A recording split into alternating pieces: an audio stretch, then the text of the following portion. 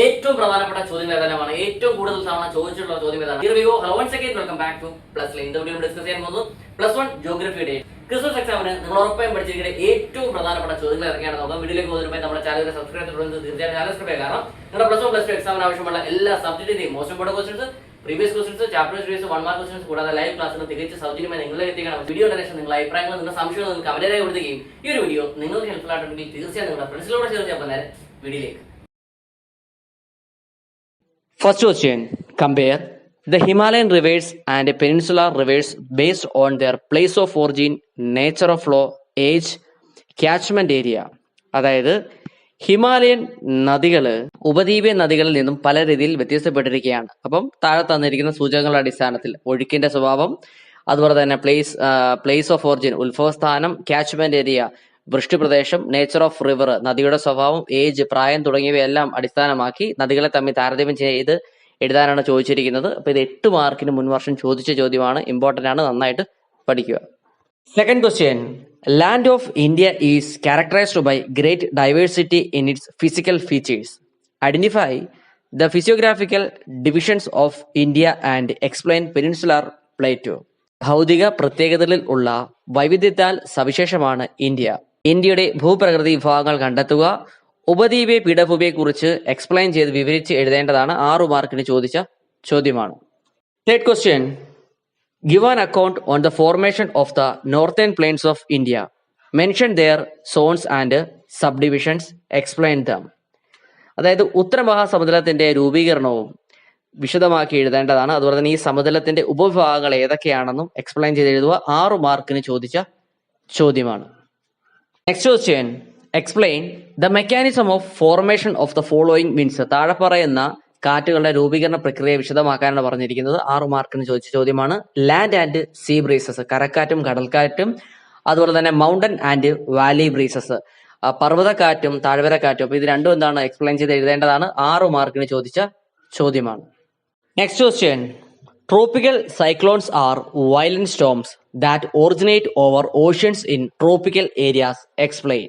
അതായത് ഉഷ്ണമേഖലാ സമുദ്രങ്ങളിൽ രൂപം കൊള്ളുന്ന തീവ്ര ശക്തിയുള്ള കാറ്റുകളാണ് ഉഷ്ണമേഖല ചക്രവാകങ്ങൾ. അപ്പൊ വിവരിച്ചെഴുതുക. 6 മാർക്കിന് ചോദിച്ച ചോദ്യമാണ്. Next question, explain the characteristics features of cold weather season in India. ഇന്ത്യയിലെ ശൈത്യകാലത്തിന്റെ സവിശേഷതകൾ എന്തെല്ലാമാണെന്ന് വിശദമാക്കി എഴുതേണ്ടതാണ്. 6 മാർക്കിന് ചോദിച്ച ചോദ്യമാണ്. Next, define minerals, list any four physical properties of minerals. അപ്പൊ മിനറൽസിന്റെ ഡെഫിനേഷൻ എഴുതേണ്ടതാണ്. അതുപോലെ തന്നെ ധാതുക്കളുടെ ഫിസിക്കൽ പ്രോപ്പർട്ടീസ് ഭൗതിക സവിശേഷതകളും എഴുതേണ്ടതാണ്. 4 മാർക്കിന് ചോദിച്ച ചോദ്യമാണ്. Next question, classify clouds based on their form and explain. മേഘങ്ങളെ രൂപത്തിന്റെ അടിസ്ഥാനത്തിൽ തരംതിരിച്ച് വിശദമാക്കുക. 4 മാർക്കിന് ചോദിച്ചിട്ടുള്ള ചോദ്യമാണ്. Next question, atmosphere consist of different layers with varying density and temperature. Identify and explain the structure of the atmosphere. വ്യത്യസ്ത സാന്ദ്രതയും താപനിലയും ഉള്ള പാളികൾ ഉൾക്കൊള്ളുന്നതാണ് അന്തരീക്ഷം. അന്തരീക്ഷത്തിന്റെ ഘടന കണ്ടെത്തി വിവരിക്കുക. പലതവണ ചോദിച്ച ചോദ്യമാണ്, നന്നായിട്ട് പഠിച്ചിരിക്കണം. 4 മാർക്കിന് ചോദിച്ച ചോദ്യമാണ്. Next question, what do you understand by intrusive igneous forms, list any 4 of them. എന്താണ് ആന്തരാഗ്നേയ രൂപങ്ങൾ എന്നാൽ എന്തെന്നും അവയിൽ ഏതെങ്കിലും 4 എണ്ണത്തിന്റെ പേരെഴുതാനും ചോദിച്ചിട്ടുണ്ട്. അപ്പൊ 4 മാർക്കിനൊക്കെ പ്രതീക്ഷിക്കാവുന്ന ഒരു ചോദ്യമാണ്, നന്നായിട്ട് മനസ്സിലാക്കിയിരിക്കണം. Next question, define social forestry. Write about the 3 categories of social forestry. സാമൂഹ്യ വനവൽക്കരണത്തെക്കുറിച്ച് വിശദമായി എഴുതുക. അതുപോലെ തന്നെ സാമൂഹ്യ വനവൽക്കരണത്തിന്റെ 3 വിഭാഗങ്ങൾ ഏതൊക്കെയാണെന്നും എഴുതേണ്ടതാണ്. ഇതൊരു 4 മാർക്കിന് ചോദിച്ചിട്ടുള്ള ചോദ്യമാണ്. Last question, identify and mark the following on the given outline map of India. അതായത് ചൂട് നൽകിയിരിക്കുന്ന മാപ്പില് ഇതൊക്കെ രേഖപ്പെടുത്തേണ്ടതാണ്. അത് മുൻ വർഷങ്ങളൊക്കെ ചോദിച്ച ചോദ്യമാണ്, ഉറപ്പായിട്ടും ചോദിക്കുന്ന ചോദ്യമാണ്. ലാർജസ്റ്റ് പെനിൻസുലാർ റിവർ, അതുപോലെ active volcano in India, strait separating India and Sri Lanka, capital of Uttaranchal, first biosphere reserve in India, the western most state in India, the mountain range in which mount K2 is located, mountain range just north to Narmada river, highest mountain peak in peninsular India. അതുപോലെ തന്നെ the biosphere reserve located in the swampy delta of the river Ganga.